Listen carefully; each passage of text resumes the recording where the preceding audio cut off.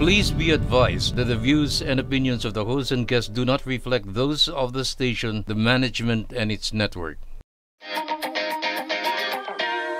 Sa barangay tayo, ikaw at ako.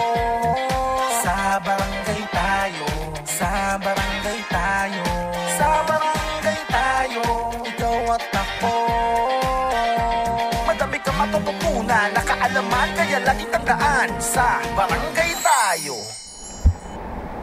Pagpalang araw po sa inyong lahat, isang karangalan na makasama kayo, 42,047 barangays, upang pag-usapan natin ang mga mahalagang probisyon ng Local Government Code.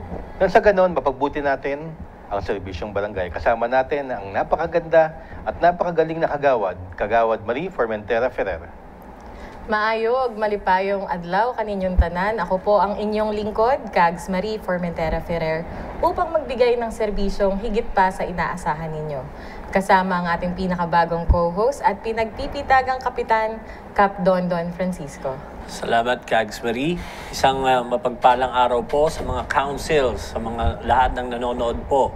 Nandito na naman po kami para paalalahanan na sa ating mga nanunungkulan, ang pinagbabasihan ay ang performance. Abangan niyo yan dito sa Barangay Tayo. Yan. Mapapansin niyo po, mga kabarangay, wala ko si SK May. Meron lang po siyang mini vacation. Kailangan na ni SK May ng mini vacation kasi last week ako naman yung wala eh. Yes. Pero hindi yung mini vacation ang pinuntahan natin. Tayo po yung nagtrabaho at well, as we speak, no? Sorry, bigla na lang ako pupunta sa topic na yun. Wala man lang kamustahan. As we speak, hindi pa nagte-third reading. Baka mamaya, hindi natin masasabi, baka mamaya or tomorrow. Kasi, alam niyo naman yung pinost namin at saka yung latest sa balita na si Senate President Chis Escudero nagsalita na ang mindset ng Senado bicameral conference level na ang term setting, meaning hinihintay na lang nila na maipasa sa House ang term setting proposal. Kags Marie, nabalita mo ba yun?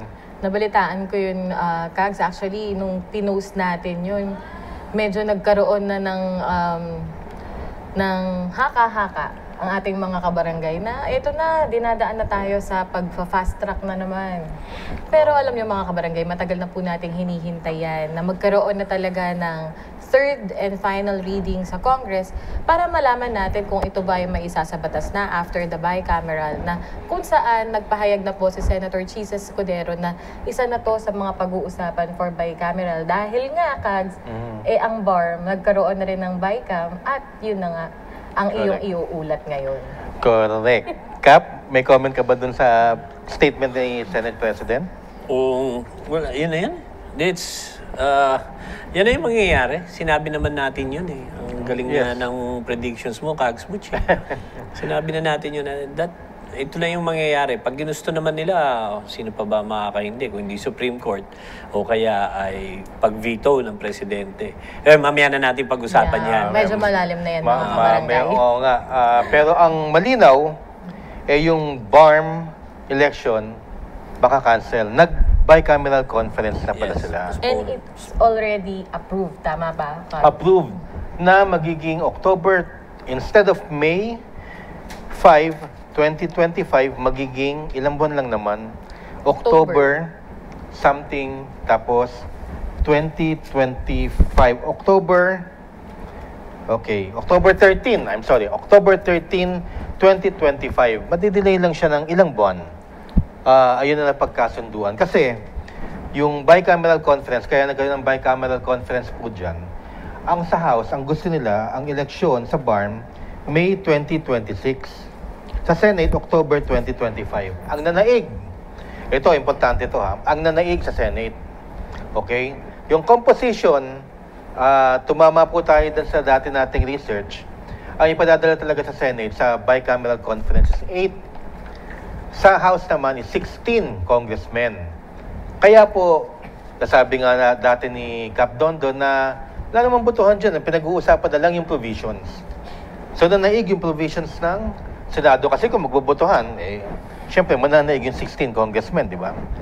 Teka muna, ika nga ni May, bibitinin muna namin kayo. Dahil ang dami naming utang na pagbabayaran, na pagbati sa ating mga magigiti ng mga opisyales ng barangay. So, ito po ang aming pagbati. Take it away, Kagawad Marie. Yeah, mauuna na akong bumati sa ating mga kasamahan dito sa barangay tayo.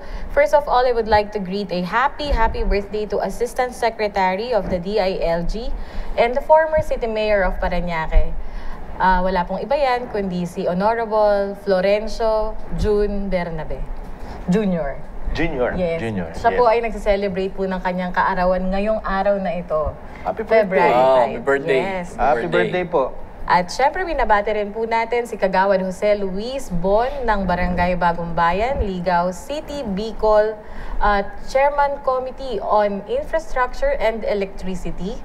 Kasama rin po nating babatiin si Kagawad Archie Superioridad ng Barangay Cannery Site, Polomoc, South Cotabato. At binabati rin po natin si Punong Barangay Mesan Gangoso, Brazil ng Barangay Poblacion, District 3, Barugo, Leyte.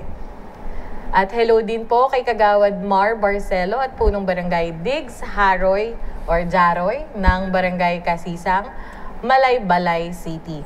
Kay Kagawad Isagani Bautista ng Barangay Gisad, Surong, Baguio at sa council nila Kagawad De Castro, Kagawad Binalyo, Kagawad Hulinganga, Kagawad Garcia, Kagawad Labarda at kay Kagawad Canero.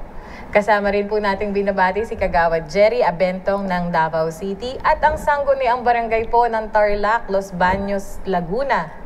Tadlac, Los Baños, Laguna, and kay Kagawad Salvador U. Cayetano ng Barangay Desawo, Tiboli, South Cotabato. Binabati rin po natin ang Barangay Abilihan, Kandihay, Bohol. Maayong udto kaninyong tanan. At syempre sa Barangay Council of Barangay Santa Clara, Calamansig, Sultan Kudarat of Region 12. Kasama rin po dyan ang Barangay Catarman, Plaridel, Misamis Occidental at ang Barangay Council po ng Cavite West. Okay, ako naman, sangguniang, kasi ang dami. No? Ang dami. Ang dami pa rin, no? Ang dami. Sangguniang barangay ng Silangan, Malikboy, Pagbilao, Quezon. Binabati rin namin ang Barangay Valenzuela, Makati City. Barangay Molit, Hamindan, Capiz. Ronaldo Bautista ng Wawa, Lima, Bataan. Barangay Santa Rita, Concepcion, Tarlac, Barangay Council of Igtalongon, Igbaras, Iloilo, Kagawad Clarita Jong de la Rosa ng Barangay Parian Este, Bawang, La Union. Okay, nakaligtaan lang ni Kap, Barangay Valenzuela, Makati City. At Kagawad Roberto Enriquez ng Barangay Santa Maria, Licap, Nueva Ecija. Teka muna, nakaligtaan mo nga ba? Hindi, no? Ako pala nakaligtaan. Tinignan ko tuloy eh. Kasi sa sobrang dami, Catch Butch eh. Ang dami kasi. Kaya nagkatinginan kami bigla ni Kap eh. Oo, nasisira na ang ulo ko. Hello din kay Kagawad Edmond Concepcion ng Barangay Santa Ana, Arcadia, Cabanatuan City. 5-time elected Kagawad, always as independent. Congratulations po. Kay Kagawad Rovi Sagado Leonson Reyes ng Barangay Kitamban, Binungan, Misamis Oriental, with Punong Barangay Marciano, Oclarit and Council. Kay Kagawad Acelo Rojas Mendoza ng Barangay San Francisco de Asis, Limay, Bataan, sa pangunguna po ng Punong Barangay Honorable Agnes P. Castillo at mga kagawad na sina Rachel Ann Malit, Aurea Liza M. Santos, Donald A. Lucky, Elaine V. Ponte, Angelo C. Tersenio, Regalado S. Gadi, Gabriel, Cap, at kay Cap Jeffrey Jojo Zapata ng Barangay 182, Zone 16, City of Manila. Kakwentuhan ko lang siya ng isang araw. At alam niyo, umatenda ko dito, Kagawad Maria. Salamat sa imbitasyon mo. Pagbati sa former Kagawad ng Parañaque, yung KKBP ng Parañaque District 2. Na-miss ko po kayo at pag-attend ko talaga naman I was full of gratitude dahil nagkasama-sama tayo muli. At syempre, ang ating pinaglalaban Parañaque District 2, Team Pag-asa, si Konsehala Tess de Asis, Vice Mayor Benjo Bernabe, Congressman Brian Yamsuan, and Konsehal Coach Binky Favis. And of course, my best friend, ang aking brother, na magigest din dito, Kapitan Jeremy Marquez ng Barangay BF District 2, Parañaque. Kasama niya dyan sa picture si Vice Mayor Benjo Bernabe. Happy birthday, sir. Ayan. Si Ha? Father. Ay, yung father Oo, ba? pero Oo. i-advance na rin Oo, natin. i-advance Kasi na by natin. dating ng, by March, siya naman ang ating babatiin. Okay. Ano nangyayari sa akin? Lagi kasi akong puyat. Alam naman ng mga kabarangay natin. Alam niyo po, napakarami po kasi talagang inaasikaso at lalo na panahon ng eleksyon ngayon, napaka-busy po ng ating po political analyst na si Kagawad Butch Serrano. Oo nga. Ano nga pala mga pangalan niyo kayong dalawa? si SK May lang talagang Oo naaalala nga. mo. Pero habang inaayos ko ang sarili ko, mag-pause muna tayo for a few breaks. Magbabalik po ang Sa barangay tayo.